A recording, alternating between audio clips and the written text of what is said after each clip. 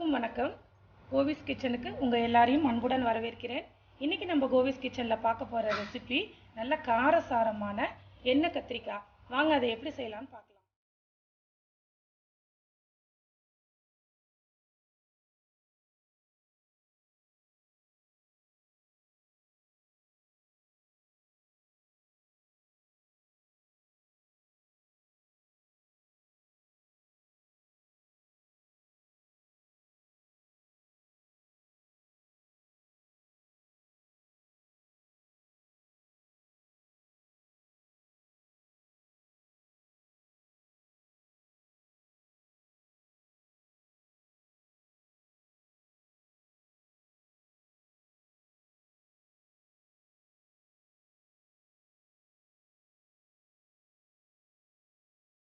இந்த மாதிரி கத்திரிக்காய் எடுத்திருக்கேன். சின்ன சின்ன கத்திரிக்காயாக பிஞ்சு கத்திரிக்காயாக பார்த்து எடுத்திருக்கேன். இப்போ இதை இப்படி நறுக்கிடலாம். மேலே உள்ள அந்த கொம்பை எடுத்துட்டு பின்பக்கம் இப்படி நாளாக போட்டுக்கலாம். உள்ளே எதுவும் பூச்சி இருக்கா என்னன்னு இப்படி முழுசாகவே போட்டுடலாம். இதேமாரி எல்லாத்தையும் போட்டுடலாம். இப்போ கத்திரிக்காய்க்கு தேவையான மசாலா பொடியை வறுத்துடலாம். பேன் வச்சுருக்கேன். எண்ணெய் எதுவும் ஊற்றிக்க வேண்டாம்.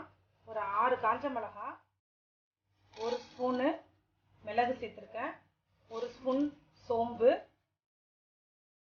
2 ஸ்பூன் அளவுக்கு மல்லி சேர்த்துருக்கேன், 1 ஸ்பூன் அளவுக்கு ஜீரகம், 1 ஸ்பூன் அளவுக்கு வெள்ளை எள்ளு சேர்த்துருக்கேன். இதெல்லாம் நல்லா வாசனை வர அளவுக்கு ஃப்ரை பண்ணி எடுத்துக்கலாம்.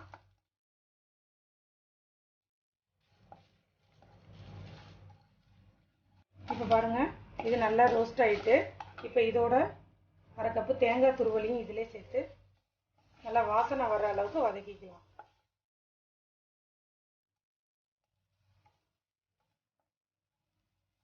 இப்போ பாருங்கள், நல்லா வதங்கிட்டு நல்லா வாசனை வருது. இப்போ இதில் கொஞ்சமாக தண்ணி சேர்த்து மிக்சியில் அரைச்சிடலாம். ஆறிட்டு மிக்சி ஜாரில் சேர்த்துடுறேன். இப்போ மிக்சி ஜாரில் இந்த வறுத்து வச்சது எல்லாத்தையும் சேர்த்துட்டு கொஞ்சமாக தண்ணியும் ஊற்றி நல்லா திக் பேஸ்ட்டாக அரைச்சிக்கலாம். இப்போ நல்லா அரைச்சிட்டேன். இப்போ கத்திரிக்காயை வதக்கிடலாம்.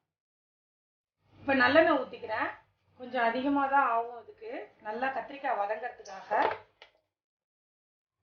எண்ணெய் காஞ்சிருச்சு. கத்திரிக்காய் எல்லாம் சேர்த்துடலாம்.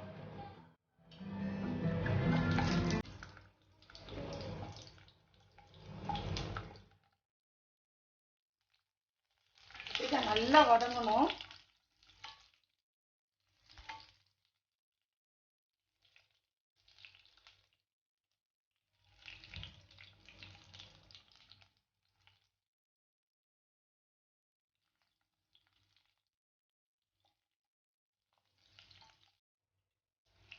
இப்போ பாருங்க, இதை மாதிரி வதங்கிடுச்சு. மூடி போட்டே வைங்க, அப்போதான் சீக்கிரம் வேகும். இன்னும் ஒரு 2 மினிட்ஸ் அளவுக்கு நம்ம வதக்கிக்கலாம். உள்ளெல்லாம் கொஞ்சம் வேகட்டும். இப்போ பாருங்க, நல்லா வதங்கிடுச்சு. இப்போ இதை எடுத்துடலாம்.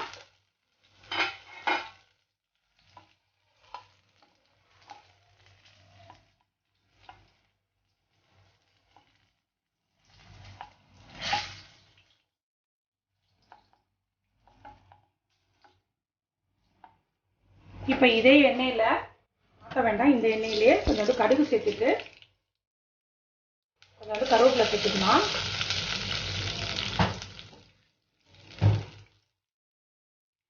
சேர்த்துட்டு சின்ன வெங்காயம் ஒரு 1/2 கப் அளவுக்கு பொடிசா கட் பண்ணி வச்சுருக்கேன், அதையும் சேர்த்துக்கலாம்.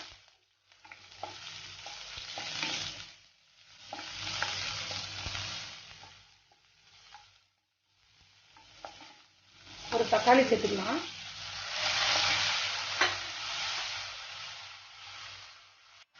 கொஞ்சோண்டு அதுக்கு தேவையான உப்பை சேர்த்துட்டு நல்லா வதக்கிக்கோங்க. இந்த எள்ளு எதுக்கு நான் சேர்த்துருக்கேன் அப்படின்னா நல்லா வாசனையாக இருக்கும். அதனால தான் நான் சேர்த்தேன்.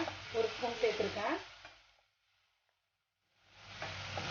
இப்போ நல்லா வதங்கிட்டு கொஞ்சோண்டு ஒரு சிட்டிகை மஞ்சள் பொடி சேர்த்துக்கிறேன்.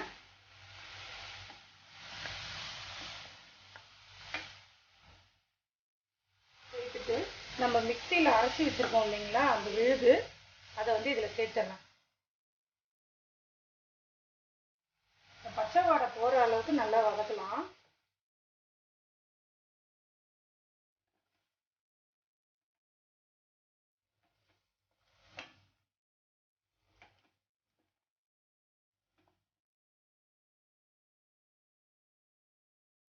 இப்போ நான் வந்து 1 ஸ்பூன் அளவுக்கு காஷ்மீரி மிளகாய் தூள் எடுத்திருக்கேன்.